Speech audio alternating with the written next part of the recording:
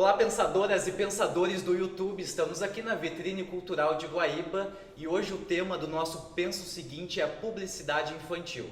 Se você ainda não se inscreveu no nosso canal, nós convidamos que você se inscreva, que ative as notificações para que você fique por dentro das nossas novidades, dos nossos próximos vídeos. Nós estamos aqui, os nossos pensadores já estão a postos para esse debate. Lembrando que esse tema, a publicidade infantil, foi um tema sugerido por uma de nossas inscritas no nosso canal, a Mari Hilde. Muito obrigado pela tua colaboração e você também pode colaborar com novos temas aí pra gente poder fazer um debate cada vez mais saudável e cada vez mais constante aqui no nosso canal. Então vamos lá? Pensa o seguinte.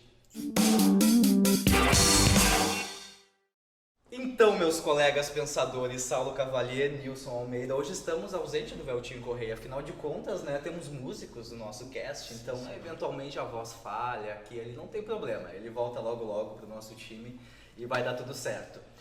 Publicidade infantil. Eu lembro na história da nossa publicidade aqui no Brasil que teve alguns comerciais bastante marcantes, por exemplo, dos chocolates Garoto, né, onde o batom, onde uma criança caracterizado como uma espécie de hipnotizador, um guru, um negócio assim, hipnotizando os pais com um pêndulo de batom, dizendo compre batom, olhando direto para a câmera, né? Chamando as crianças. E também tem um outro exemplo de umas tesourinhas licenciadas da Disney, do Mickey e da Minnie, da marca Mundial, que a criança dizia insistentemente, uma chatice aquela criança, digo de passagem, eu tenho, você não tem, eu tenho, você não tem, de uma maneira, digamos, agressiva. Essa publicidade agressiva, que eu chamo, assim, diretamente para a câmera, desse apelo todo, isso já é proibido, isso não pode. Porém, a gente sabe que existem muitas publicidades, por exemplo, se está numa situação de uma telenovela infantil, por exemplo, que o personagem, num contexto, tá lá colocando um tênisinho lá, e o tênis é da marca do Mickey, da Disney, e faz um plano fechado, isso também é uma espécie de publicidade. Mascarada, digamos assim, sim, mas tá ali. Tá, a criança em cena tá colocando e alguém que vai assistir pode, de repente, querer comprar um tênis. E vai querer mesmo, porque entende, o estudo da publicidade entende que nós somos razão e emoção. Então alguma coisa vai ativar na nossa cabeça. E aí a gente pergunta assim, tem a TV aberta, tem o YouTube, tem outdoor, tem folders nos pontos de vendas de produtos da Disney, tem produtos de tudo que é coisa. Como é que os pais lidam com isso, assim? A responsabilidade vai mais para os pais ou as políticas têm que cada vez mais forte bater nessa tecla e fazer que regular, já que os pais, entre aspas, não têm tempo muitas vezes? Qual é a opinião de você sobre isso? Os pais têm que ficar mais em cima? Ou o governo tem que ter órgãos reguladores mais fortes nessa questão? Como é que vamos pensar sobre essa opinião, sobre essas questões? Como é que funciona na opinião de vocês, meus caros pensadores? Cara, é muito difícil para mim falar desse assunto, porque eu vejo a publicidade infantil como a ponta do iceberg. Um problema entre milhares de outros que levam a um mesmo fim. E é uma inclinação que tem acontecido na sociedade há algum tempo já, que é cada vez mais um número de restrições acontecendo baseado em emoções.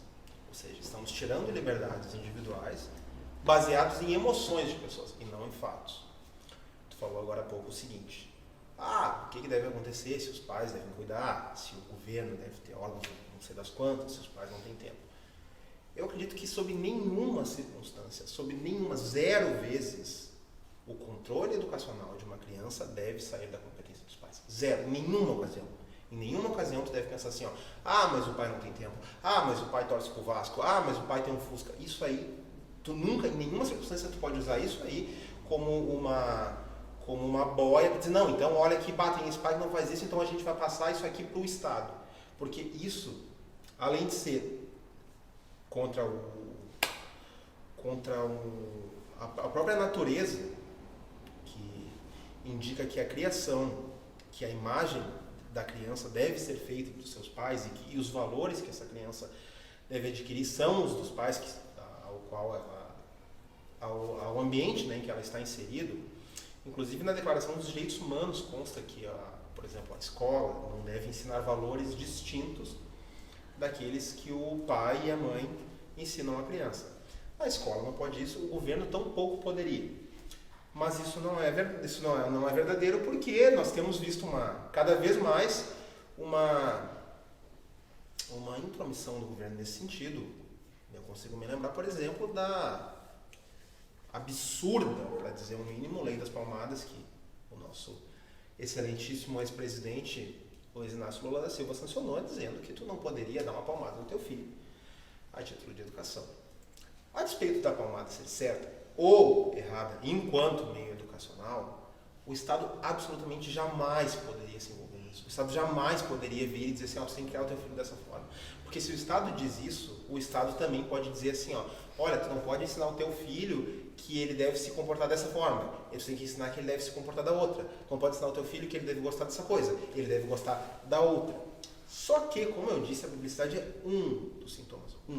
Se esse problema maior que eu estou dizendo fosse um carro, ele seria um carro cheio de problemas e a publicidade infantil seria, por exemplo, um pneu furado. E aí eu ia dizer, vamos discutir sobre esse pneu furado. Tudo bem, podemos discutir. O pneu furado é uma coisa ruim. Só que o carro também tem um motor que está fundido, tem um radiador que está quebrado, o freio não está funcionando. E tu dizer assim, não, a publicidade infantil é preocupante ou não é?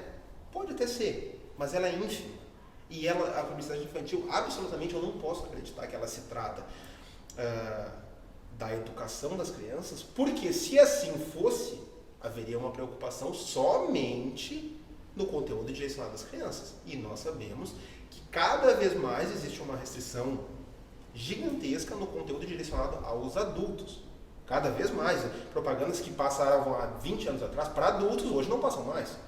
Sim. Então ninguém pode dizer assim, não, mas é só porque as crianças são inocentes. Não, porque as propagandas direcionadas aos adultos também estão sendo regulamentadas, restringidas por pessoas que muitas vezes não são consumidoras do produto. Na maior parte das vezes, uma pessoa que é consumidora de um produto não vai reclamar da propaganda dele, via de regra. Então ela é uma terceira pessoa, ela não faz parte da pessoa que criou a propaganda, ela não faz parte da pessoa que está atuando na propaganda, ela não faz parte da pessoa que está consumindo o produto. Mas ela vai lá e interfere naquilo. Ela cria uma restrição em um universo do qual ela não faz parte. Simplesmente porque a emoção dela foi atingida. Ela diz assim, não, este produto está me incomodando. Eu não quero que esse celular passe na TV, porque quando eu olho esse celular eu fico triste. Então se eu fico triste quando esse celular passa, eu não quero que esse celular passe mais, ainda que eu não tenha nada a ver com isso. E isso passa por um problema maior, que é, como eu falei, a liberdade de restrições, que passa pelo fato também da televisão no Brasil ser uma concessão. A televisão no Brasil não é um direito de propriedade, ela é uma concessão. A qualquer momento o governo pode vir e dizer, não, tu não está te comportando bem, eu vou aqui puxar a tua coleira e tu vai ter que parar de fazer o que você está fazendo. Eu vou tentar aqui nesse debate me ater à publicidade infantil o máximo que eu puder, mas como eu falei, eu acho que ela é a ponta do iceberg de um problema gigantescamente maior. Então fica muito difícil de eu só me ater a ela e dizer assim, não, o problema é esse, a solução é essa, porque eu acho que mesmo que a publicidade infantil ela fosse de fato sanada em 100% dos prós e contras que ela possui, ainda tem 1 milhão de outras coisas que têm relação com isso que não vão ser resolvidas dessa forma. Então, a questão é que tem muitos pais que defendem, tem uma vertente que diz que eles defendem que é uma concorrência desleal. Por exemplo, é muito comum, o Nilson como pai também pode, nosso único pai dos 4 pensadores, eu acho que pode falar com uma certa propriedade empírica mais consistente. Muitos pais alegam que é uma concorrência desleal da publicidade, no sentido que, porque o pai às vezes tem 2 turnos, né, trabalha em 2 empregos, não sei, e a criança eventualmente fica com uma avó, ou fica com alguém, com algum vizinho, com alguém que possa cuidar, ou até mesmo a mãe, que eventualmente está fazendo alguma outra coisa, algum outro serviço, e a criança acaba ficando na frente da televisão e consumindo aquela publicidade, né? E aí e os pais alegam que é uma concorrência desleal, tipo, é uma enxurrada tão forte de publicidade que ele, como tá fora, ele não consegue, digamos, monitorar isso assim. Será que nesse sentido a gente precisa de fato de uma regulamentação maior? Porque em termos de sociedade, os pais não conseguem ficar o tempo todo ao lado dos seus filhos para ficar monitorando, e elas são bombardeadas por publicidade. Então, pensando nessa posição dos pais, será que o governo não deveria agir de uma forma mais efetiva? No teu caso, Nilson, por exemplo, nos teus filhos, assim, tu já teve aquela situação clássica no supermercado: eu quero aquele produto da Disney, eu quero aquele chocolate licenciado, o chocolatinho da Mônica, mas eu vi aquela boneca na... Como é que funciona? Como é que tu, como pai, lidava com isso no teu caso, assim, com teus filhos, por exemplo? Não, eu lido ainda, né? Eu tenho 4 filhos, inclusive uma das minhas meninas é a nossa operadora de câmera aqui. O meu mais velho está com 20 anos já, que foi a minha experiência inicial como um pai. E eu tenho um pequenininho de 1 ano e meio que eu vou passar muito por isso com ele ainda, com certeza. Os bonequinhos dos Vingadores. Os bonequinhos dos Vingadores, mas isso aí sou eu que tento fazer ele gostar, mas não estou tendo muito sucesso na empreitada. Cara, vou chegar nessa parte de ser pai aí, mas eu gostaria de manter o que o Saulo estava falando. Saulo, eu concordo muito contigo, em tudo que tu falou, mas o muito não é todo. Exemplo, a questão de existirem regras, normas, fiscalização, órgãos competentes para isso, já existem esses órgãos, né? Eles já foram criados para N coisas, não especificamente para isso. Então, a publicidade infantil, ela vem a ser uma das demandas desses órgãos. Tá? E eu não acredito que nada que esses órgãos façam possa ser algo definitivo. A partir desse momento criou-se uma regra no órgão tal lá que vai acabar com isso, não vai existir mais. Salvem-se os pais, agora é tudo com vocês. Tá? Não, eu acredito que vem para agregar. Concordo plenamente, cara. A educação dos filhos é de responsabilidade única e exclusiva dos pais. A educação no quanto formação de caráter, no quanto formação de ser humano. Tá? Mas as ações externas, né, alheias à vontade dos pais, elas influenciam demais o ser humano como ser único. Nenhum de nós aqui, com certeza, é exatamente igual ao pai ou à mãe. Nós tivemos coisas que moldaram o nosso caráter, que foram objetos de desejo de nossa infância, nossa adolescência, né? E essas coisas, com certeza, moldaram quem nós somos hoje, independente do que os nossos pais achavam disso. Eu, por exemplo, eu gosto de skate. Meu pai e minha mãe nunca quiseram que eu andasse skate. Com certeza. Não foi o fato deles não me darem um skate que me impediu de ser skatista. Né? Sim. Então, o que eu digo? É a soma de todas as coisas. É que nem aquela questão da educação, que há pouco, não sei se ainda acontece isso, mas há pouco tempo atrás havia um brado muito grande dentro das escolas, dos professores dizendo que, não, a minha função é lecionar, ensinar uma disciplina, a educação vem de casa. Perfeito. Nem tanto. Eu discordo, cara. A criança, segundo o ECAD, criança, ela abrange a faixa etária até 12 anos, tá? A criança, ela absorve toda a informação a todo e qualquer momento, cara. Eu com meu pequenininho agora estou vendo isso lá direto. Ele tem reações a coisas que passam despercebidas a nós, sabe? Como pais. E a gente está constantemente com ele.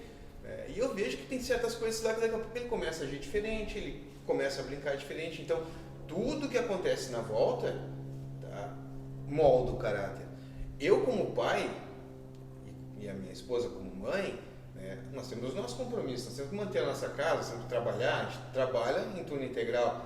Né? O nosso filho, enquanto está na escola, ele está sendo, nós estamos passando a nossa confiança, a nossa responsabilidade aos professores. Né? Nesse momento em que eu deixo meu filho na escola, eu espero que o professor trate ele da maneira como eu trato, que ele não deixe o meu filho fazer algo errado, que ele explique para o meu filho se estiver fazendo algo errado, que ele me repasse essa informação para que eu tome atitudes em casa, junto ao meu filho, de algo que ele fez errado, assim como se ele permite que um outro aluno faça algo errado, porque foi o pai e a mãe que deixaram ele fazer assim, então não é responsabilidade minha, o meu filho enxerga aquilo e ele começa a achar que é certo. O professor, que é a autoridade máxima naquele momento ali, que é a figura do pai e da mãe naquele momento, não restringiu a atitude, então é certo, é correto. Né? As crianças precisam sim de uma visão de ter uma pessoa, uma autoridade, alguém que dê um norte para eles. Tá? Mas não quero me estender mais muito nisso aqui. A questão da publicidade faz a mesma coisa. Uma propaganda de uma criança lá que é extremamente feliz comendo batom, né, e comendo batom dizendo que aquele chocolate lá é o melhor do mundo, vai passar para o meu filho essa impressão. E quem não quer para si o melhor do que existe, né? A criança, naquele momento, quer pelo menos experimentar o batom. Aí tu vai lá, como pai, e compra o batom para a criança. Não porque a propaganda era chata, tu não quer mais ouvir o teu filho, compre batom em casa. Mas porque tu quer agradar o teu filho. Como pai, o meu desejo é ver o meu filho extremamente satisfeito o tempo todo. Eu vou lá e compro um batom para ele. E aí ele resolve que batom realmente é o melhor chocolate do mundo. E aí ele quer batom todo dia, ele não quer mais almoçar, ele só quer comer batom. Só quer comer chocolate. Cara, isso me gera um transtorno como pai. Porque por mais que eu explique para ele, cara, é bom, é legal, mas tem hora. Né? Não é sempre, não é todo momento. Vou estender então o exemplo utilizando o McDonald's. Cara, o McDonald's, eu lembro muito, eu tinha o CDzinho do Ronald McDonald com canções do McDonald's. Sim. O McLanche Feliz era um produto extremamente divulgado. O Ronald McDonald estava na TV o tempo inteiro, estava no rádio. Hoje tu pergunta para uma criança quem é o Ronald McDonald, ninguém sabe. Sumiu. Né? Por quê? Porque o alto índice de sal nos lanches, porque a gordura nos lanches, porque não sei o que, o produto tal é utilizado nos lanches, faz mal para as crianças, papá. Os pais continuam comprando. Não deixaram de comprar. Assim como continuam comprando batom, assim como as tesourinhas Mundial continuam sendo as mais vendidas porque o produto é bom. Não porque jogaram nos peitos do meu filho lá e meu filho me insistiu para que comprasse aquilo. Né? Então eu vejo assim, como a influência da publicidade infantil na formação do caráter da criança e não só no consumo. Claro que quem tem um produto quer vender. E aquilo é um nicho de mercado muito interessante. Abordar uma criança, porque a criança, por mais que ela não tenha recurso próprio, ela atinge o pai e a mãe de uma forma muito mais eficaz do que a propaganda, porque ela atinge na alma do pai e da mãe, ela atinge no coração do pai e da mãe. Eu quero ver meu filho feliz. Então, se eu tenho condições e se aquilo ali não vai prejudicar o meu filho, e se eu tenho noção disso, eu quero dar aquilo para o meu filho. Mas vai moldando na cabecinha dele pensamentos e vontades e coisas que depois ficam mais complicadas com o tempo de reverter. Né? E aí quando ele passa dos 12 anos, se torna um adolescente, que os objetos de desejo já não são mais o chocolate e a tesourinha, são os tênis, são as calças, é o telefone, é o que ele consome na internet, é onde ele quer ir, com os amigos que ele quer andar, as coisas que ele vai fazer, e a partir dali ele está indo para o mundo, ele está saindo dos pais e indo para o mundo. A gente está começando a perder o controle dos filhos ali. E aí, o que acontece? Ele deixa de ser absolutamente filho e passa a ser cidadão. No momento que ele passa a ser cidadão, aí ele é problema do governo. No momento que tu é cidadão, o pai, por mais que tu grite, explane, que tu tente chamar ele de volta para o teu controle e diga assim, não cara, não faz isso, ou não isso filha, não faça isso. Um exemplo de coisa errada. Sei lá. Uma coisa errada? Tá, não, tudo bem. Sei lá. São comparações o filho, ao invés de estudar, permanecer estudando, ele resolve ser DJ. Nada contra os DJs. Isso não é errado. Não é errado. Tá? Mas aí tu pensa assim, tu avalia a situação como um todo, tá? Meu filho está saindo de casa, ele quer ir viver, trabalhar de DJ. Uhum. Quantos DJs existem no mundo? Existe um mercado para isso? Tu como pai, tu como adulto, o Edu como adulto, a gente consegue ter essa noção. Cara, eu não vou montar uma loja de parafuso aqui na frente, porque tem 10 ferragens uma do lado da outra, que eu nunca vou evoluir. Eu posso até sobreviver, mas eu nunca vou evoluir. Tu sempre quer o melhor para o teu filho. Né? Então, mas tu está usando um exemplo que não tem nada a ver com o governo. Tu está usando um exemplo só que é uma escolha pessoal que vai dar errado. Que provavelmente vai dar errado. A partir dali, ele não tem sucesso, ele começa a se envolver com drogas, ele começa a partir dali ele não está mais no alcance do pai. A partir do momento que ele vira um adulto com suas próprias escolhas e opções, que ele tem ideias erradas formadas da infância, ele passa a ser um problema para o governo. Porque ele pode se tornar um delinquente, ele pode se tornar alguém que por não ter noção, não teve uma boa explicação, uma boa educação, uma formação de caráter na infância, ele pode daqui a pouco ser o cara que engravidou 10 meninas lá, ser o cara que se contaminou com uma doença e está passando doença. Cara, a gente não consegue linkar isso diretamente com a educação na infância, mas eu consigo enxergar muita diferença disso por acompanhar tanto da minha vida, por ver os meus amigos, como eu fui criado, a base familiar que eu tive, que não foi exemplar, mas foi muito boa, né? E de outros amigos que não tiveram, eu vi muita gente, cara, que tinha tudo para ser cidadão exemplar e se atirou, e eu vi muita gente que tinha tudo para se atirar e virou cidadão exemplar, sabe? Mas Tem que te contradisse, né? na verdade me contradisse, mas é que eu não fugi muito do foco, mas aconteceu muito teve influência familiar. Muito teve influência familiar e muito teve influência... Mas tu acha que no caso da publicidade infantil, externa, ela pode interferir nesse contexto, assim, de proporcionar, estimular a criança. Sim. Aí, por esse sentido. Os órgãos, só para fazer um parênteses, os órgãos reguladores, hoje em dia, falando, os órgãos reguladores da publicidade infantil, eles defendem justamente que a publicidade, aí fica infantil entre aspas, devem ser direcionadas aos adultos, aos pais. Isso. E os pais... Aí então tu concorda com isso, assim, porque que nem eu dei o exemplo no começo do programa, da tesourinha e do batom, tu vê que é uma coisa explícita, panfletária pra criança, tipo, e é um bom exemplo que é jogada na cara, assim. Sim. E isso não existe mais. As novas publicidades, o infantil, São umas a ideia é que foi regulada pelo governo, fizeram isso, foi regulada pelo governo para ser mais direcionada aos pais. Isso solucionaria de alguma forma? Talvez. Não, porque nunca foi para as crianças. Nunca existiu uma propaganda que fosse direcionada para as crianças, porque isso não existe. A criança não é um consumidor. Até por isso que eu não estou falando no WhatsApp aqui, eu estou anotando as coisas que vocês falaram. Aí foi bastante coisa que vocês falaram. Começando pelo Edu. O que ele falou aqui? Ó.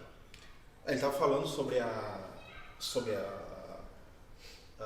propaganda influencia as crianças, né? Lá, esse ponto que acontece. E agora tu falou outra coisa que endossou o teu primeiro comentário, que foi, agora não é mais endossado em direção às crianças. Sempre foi direcionado aos adultos. Por quê? Não importa se uma criança está na frente da televisão. Tu tem um filho agora, tem 1 ano, daqui a pouco vai ter 3. Aí ele está na frente da TV e ele vê um produto assim. Compre um produto sensacional. Pode até falar o nome dele. Filho do Nilson, compra este produto aqui que custa R$500. Eu duvido fortemente que o teu filho com 3 anos tem 500 pila no bolso, vai levantar e vai lá na loja dizer, eu quero aqui, ó, um produtinho aqui de R$500, eu quero aqui, ó. Ele não vai fazer isso aí. Ele não tem como fazer isso aí. Ele precisa de ti. Aquilo é uma ponte. Por mais que isso não passou de um bypass, por mais que a propaganda comercial tenha se direcionado ao teu filho, ele precisa de ti para comprar. Sim. E aí quando tu comprou o produto, tu legitimou o que a propaganda estava dizendo. O que tu falou? Bom, eu prefiro dar este produto para o meu filho do que ter o dissabor de dizer para ele que não. Inclusive, tu falou isso agora há pouco aqui, tu falou assim, alguém falou sobre os órgãos tais que existiam há algum tempo, xalá, e que depois eles foram passados para as crianças. Isso, desculpa, não significa nada, porque tu está partindo do ponto que esses órgãos são legítimos. Que todo mundo que está sob a asa deles concorda com eles e os legitima. Eu, por exemplo, nunca fui consultado. Ninguém pergunta para mim, Saulo, tu acredita que o CONAR deveria existir? Ninguém pergunta para mim. Eu sou obrigado a ver e não ver propagandas que eu não opinei, porque existe um órgão regulatório que não me pergunta nada, nunca me consultou e que está influenciando diretamente no meu poder enquanto consumidor. Então, a mim não faz tanta diferença se veio primeiro o ovo ou a galinha, porque eu não reconheço a legitimidade desse órgão. E aí tu pegou e tu falou assim, que tu e a tua mulher, vocês trabalham em tempo integral, e o teu filho pode estar exposto a coisas que podem ser nocivas. Tá? Eu tenho certeza disso. E como o Eduardo falou assim, se a televisão influencia, eu tenho certeza que influencia. Eu tenho absoluta certeza que se teu filho ficar vendo um negócio na televisão, aquilo vai influenciar ele. Mas como é que tu lidou com o problema? Que foi o que eu anotei aqui. Tu disse, porque a televisão está sendo um desconforto na minha vida. No caso da tua vida e da tua mulher. Então vocês têm um filho pequeno e vocês têm a televisão e a televisão está incomodando. Olha lá, como é que tu quis resolver o problema? Como é que é uma forma assim, direta de resolver o problema? Eu tenho uma televisão, essa televisão está me causando um problema. Eu vou me desfazer dessa televisão. Porque a televisão aqui, meu filho está aqui, ele fica vendo essa porra aqui, dá problema, tem que me incomodar, eu tenho que brigar com ele. O que tu fez? Tu não fez isso. Tu disse, não, eu quero ficar na televisão, mas eu quero mudar o que está passando nela. Eu quero que outras pessoas que também têm uma televisão, que têm o mesmo direito que eu quero interferir na forma que eles vão consumir essa propaganda, eu quero interferir na decisão deles de verem ou de não verem, eu quero interferir na vida de pessoas que têm uma vida diferente da minha. Tu não tem tempo, mas de repente outra pessoa tem. De repente tem uma mulher que ela tem uns 24 horas para ficar com o filho dela. E aí tu pegou aqui, o que tu pensou? Em vez de tu resolver, dizer, não, eu vou tirar minha TV e cada um segue criando seu filho do jeito que for, tu pensou, não, para mim não tá bom. Eu quero que mude para todo mundo, eu não gosto desse conteúdo, esse conteúdo não é apropriado para o meu filho, então eu não quero que o filho de ninguém veja. Foi essa a solução que tu deu naquele momento. E aí tu ainda, eu anotei aqui que tu usou como argumento o seguinte, que quando nós somos pais, que eu não sou, que nós queremos ver a alegria dos nossos filhos. Mas isso, cara, isso é um ponto, assim, delicado para dizer o mínimo, porque até onde vai isso? Aí o teu filho um dia vai te pedir um cigarro de maconha e tu vai dizer, não, eu vou dar porque eu não quero ver ele triste. Aí é que tá. Tu me entendeu errado, sabe? O que eu disse? Eu não disse que eu quero um órgão regulatório que diga pro meu filho... Então tu não quer? Não. Nem que não, nem que sim, ele existe. Ele não me atrapalha a vida. Ele até me ajuda. É isso que eu estou dizendo. O que eu quero e o que eu gosto disso é que assim, ó, ele dá a opção a mim de decidir se aquilo é bom ou não pro meu filho. Tá? Mas no momento em que a propaganda é direcionada a mim e não a ele. Porque eu não quero ver o meu filho, porque quando meu filho chega para mim apresentando um produto que existia uma propaganda que chamou a atenção dele, não a minha, Sim. tá?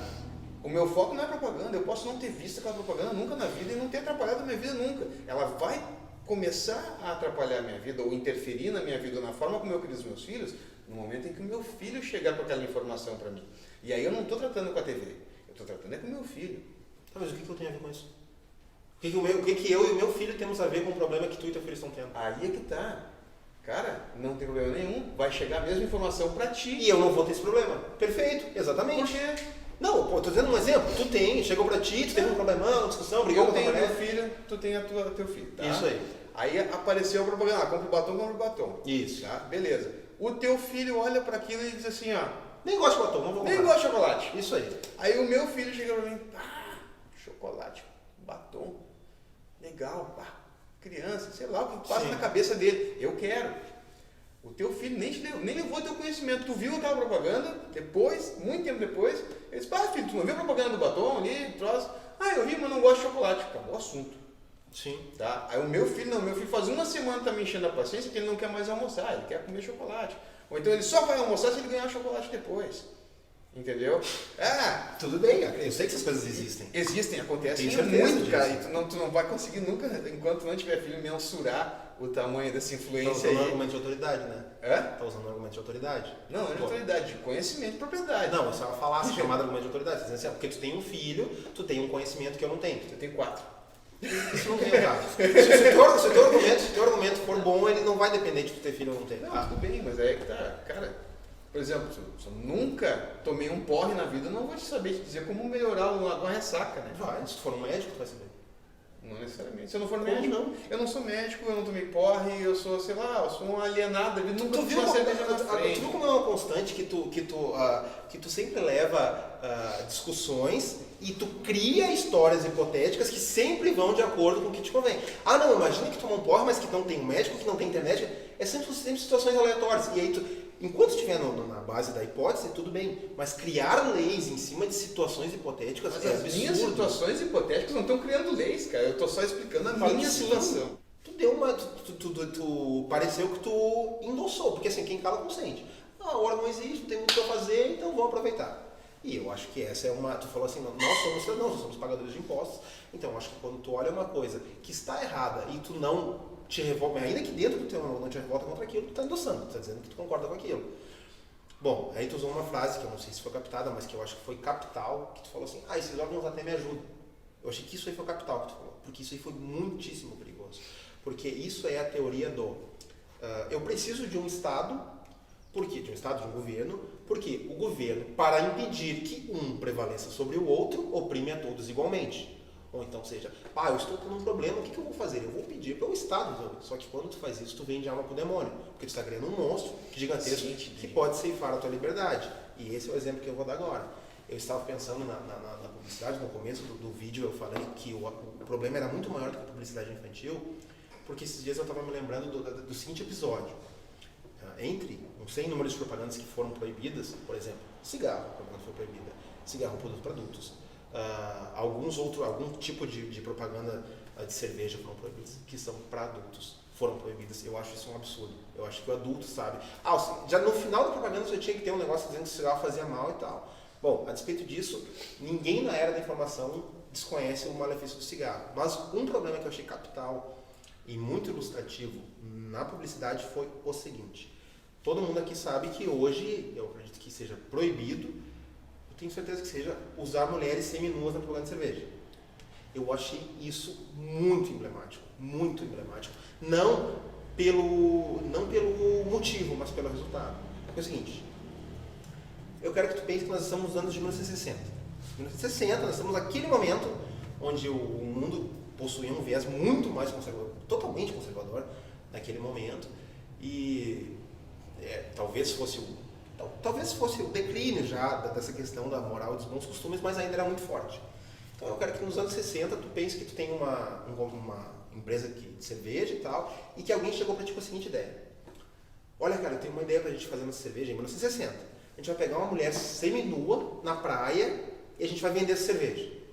Aí tu vai dizer assim, cara, não tem como fazer isso aí, cara. Se eu fizer isso aí, o que vai acontecer? Vão proibir? Vão reclamar? Lá. Quem vai reclamar nos anos 60? Muito provavelmente pessoas conservadoras, muito possivelmente pessoas cristãs, muito provavelmente pessoas ligadas à família, que vão dizer que uma mulher seminua vendendo cerveja vai contra a moral, vai contra os bons costumes, que é uma afronta à família, enfim, vai dar um rebuliço do caralho nos anos 60 e a propaganda não vai acontecer. Muito bem, isso nos anos 60, conservadores costumam falar. Estamos nos idos de 2020. É inegável que a visão conservadora veio por um processo de décadas, saindo de moda de décadas, até que quase se extinguiu no início dos anos 2000 e poucos ali, e agora está voltando. Nesses anos 2000 e tanto, onde o chamado progressismo estava no all-time high, nem falo em inglês, criou-se a regulamentação que diz que mulheres de biquíni não podem fazer uma cerveja. Qual é a alegação? A alegação é uma mulher de biquíni não pode fazer uma cerveja porque aquilo ofende a dignidade da mulher, aquilo reforça o machismo, aquilo reforça a cultura do estupro, enfim, é mal para as mulheres. Agora tu pensa em alguém que está de fora dessa questão. O cara que de repente vai falar, o cara que trabalha o dia inteiro dentro do Desculpa me interromper, mas assim, tu suprimiu o infantil do nosso debate hoje. Eu vou chegar lá. Agora tu pensa que é uma pessoa que nem tu falou, eu trabalho das 8 às 8 da noite, cara. Eu não estou pensando se eu sou conservador, se eu sou progressista, eu não sei. Eu só sei que tem uma propaganda que agora eu não posso ver. Por que eu mencionei esses dois casos? Nos anos 70, com o auge, não era o auge, mas com um conservadorismo muito forte, nós tínhamos um resultado. Depois que o conservadorismo quase morreu e o progressismo tomou conta, nós temos um assunto e nós temos o mesmo resultado. Quando o pêndulo foi para o outro lado. O mesmo resultado sobre um assunto, usando o quê? Usando somente motivos diferentes, e os motivos são emocionais. Ambos. Por que eu estou comentando isso? Os conservadores achavam que uma mulher de biquíni nos anos 60 era uma coisa da esquerda, era uma coisa do progressismo, e que aquilo deveria ser suprimido, que aqueles valores não eram condizentes com o que deveria acontecer naquele momento. Venceram os conservadores naquele momento.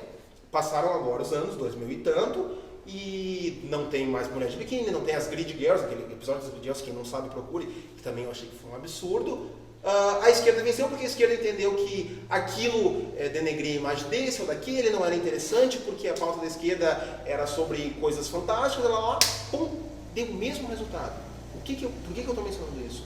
Porque em um momento, com o mesmo assunto, o mesmo resultado foi aplicado no mesmo produto por duas pessoas de visões distintas.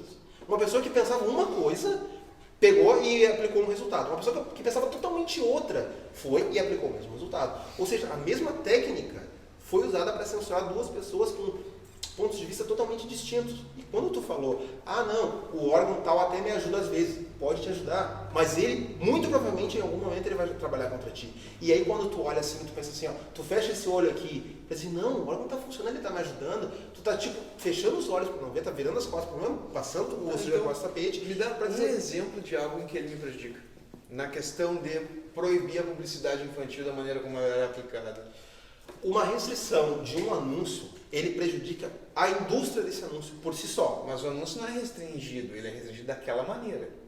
Eles Então, não é proíbem, restringido. eles não proíbem a divulgação, a propaganda da cerveja, não proíbem a publicação, a propaganda do batom, da tesourinha do Mickey. Ele não pode ser daquela maneira, ele não pode atingir o meu filho, ele tem que atingir a mim. Mas no caso da cerveja que eu dei como exemplo era isso aí. Por exemplo, os comerciais de cigarro, eu lembro de serem muito bonitos e eram para ti. E eles foram proibidos. Inclusive, existiam produtos antigamente, tipo o cigarrinho aquele do gurizinho. Lembra que tinha um cigarrinho de chocolate? Sim, tinha. Do gurizinho? Mano, aquele produto foi proibido, tu não enxerga mais. Tu Pô, não vê mas- mais chocolate no formato de carteira de cigarro, tu não vai achar por aí um produto para uma criança no formato de um produto que é para adulto, ou fazendo menção ao produto que é para adulto. Por quê?